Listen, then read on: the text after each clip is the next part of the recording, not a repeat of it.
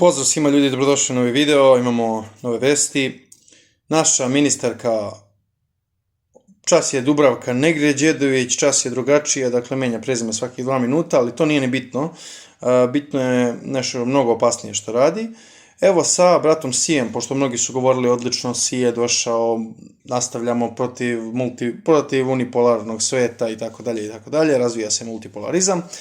Neki od nas su upozoravali da će biti baš suprotno, da će biti ekonomska okupacija Kine i evo, sada vesti govore o 2,4 milijarde evra koji će biti upumpane zajedno sa, mislim da se zove China Energy International kompanijom koja će da u Smederevu izgradi rafineriju nafte. Međutim, kada pročitate tekst dalje, vidite da je zapravo operater i vlasnik te rafinerije niko drugi nego kineska kompanija, dakle ne Srbija, već kineska kompanija.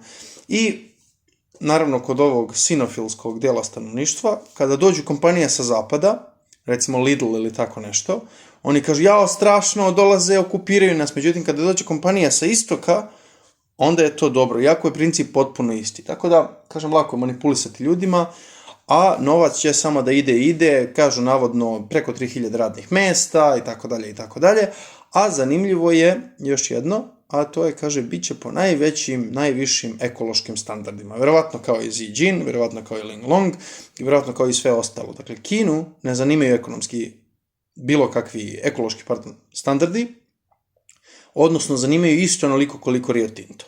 Ali, naravno, ljudi će verovati u ono što žele da veruju, kao što su verovali pre ovoga da je Xi došao zbog nekih drugih stvari, da se suprotstavi novom svetskom poretku, da je to ruska veza, da je ovo, da je ono i tako dalje, a zapravo sada vidimo da je potpuno isto što bi uradio i Scholz, što bi uradio bilo ko. Dakle, dve strane istog novčića, nijedna nije bolja od ove druge i jednostavno vidjet ćemo koliko ljudi će i ovo preneti kao vest.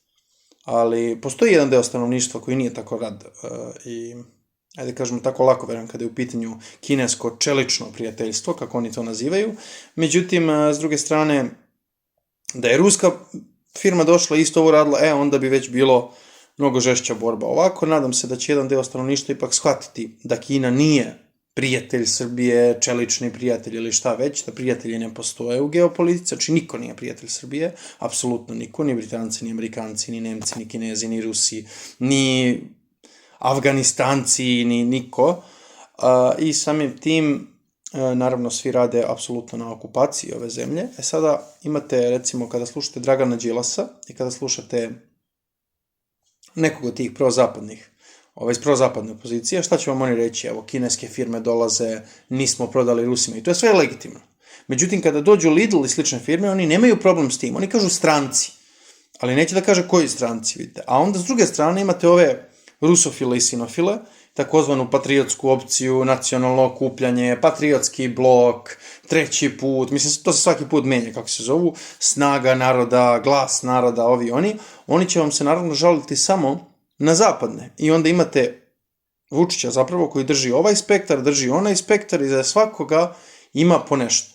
Ovima se sviđa ovo, ovima se sviđa ovo i on je miran. I tako se ovaj sistem nikad neće ni oboriti, zato što svi pričaju polovične istine, a niko ne priča o punoj čitavoj slici, a to je da, naravno, da nikoga ne zanimamo u bilo kom partnerskom smislu, zanimamo ih samo u robovlasničkom smislu, jer robovi poput Srba su idealni.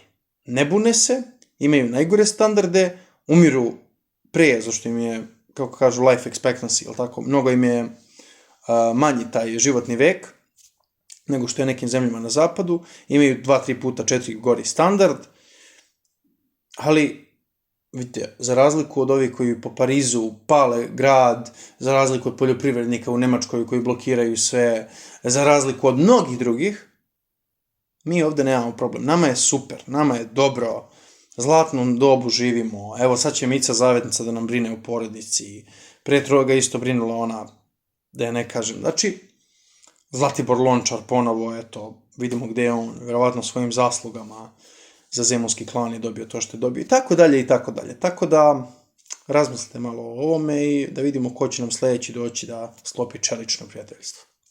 Hvala vam svima na pažnji i mi se vidimo u nekom od narednih videa. Ja vas pozdravljam i prijatno.